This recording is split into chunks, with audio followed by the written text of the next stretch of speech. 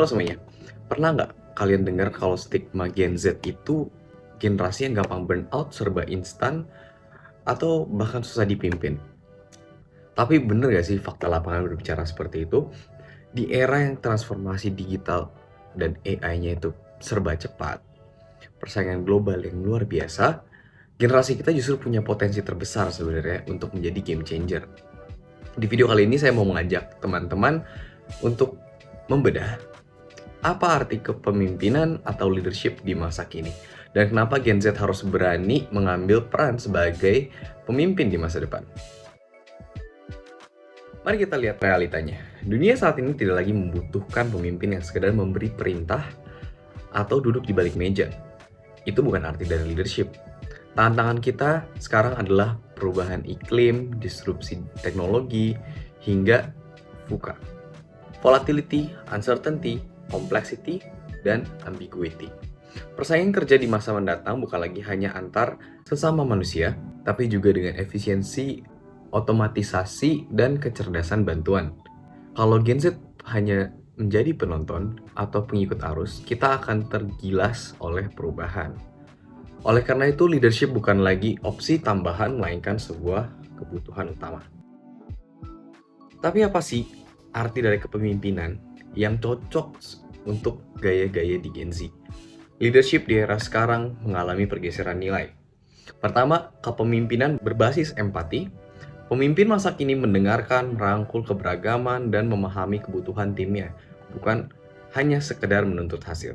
Kedua, adaptif dan memanfaatkan teknologi. Gen Z lahir dan tumbuh bersama internet, digital native. Kita harus menggunakan keunggulan ini untuk berinovasi dan menyelesaikan masalah real secara cepat.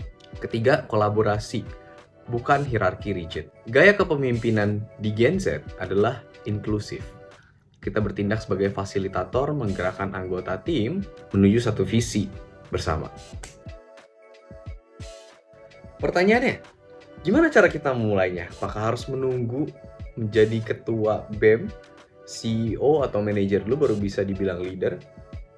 Jawabannya pasti tidak.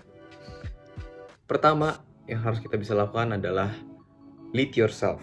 Disiplin pada waktu, konsisten belajar hal baru, dan mampu mengelola emosi serta kesehatan mental sendiri. Yang kedua, ambil inisiatif di sekitarmu.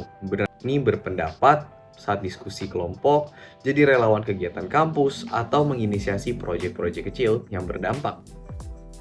Dan yang ketiga adalah membangun resiliensi. Jangan takut gagal. Pemimpin sejati terbentuk dari proses bangkit setelah menghadapi kegagalan. Gini ya, masa depan bangsa ini tidak ditentukan oleh generasi sebelum kita, melainkan oleh apa yang kita buat di hari ini. Apa yang menjadi keputusan kita sekarang akan berdampak sangat besar di kemudian hari. Mari buktikan bahwa Gen Z bukan generasi yang rapuh, melainkan generasi yang tangguh, kritis, berempati, dan siap memimpin perubahan. Jangan menunggu kesempatan datang, ciptakan kesempatan itu.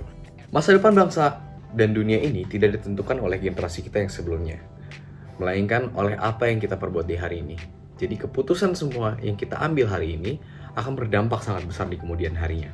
Mari buktikan bahwa Gen Z bukan generasi yang rapuh, melainkan generasi yang tangguh, kritis, berempati, dan siap memimpin perubahan. Jangan menunggu kesempatan datang, ciptakan kesempatan itu.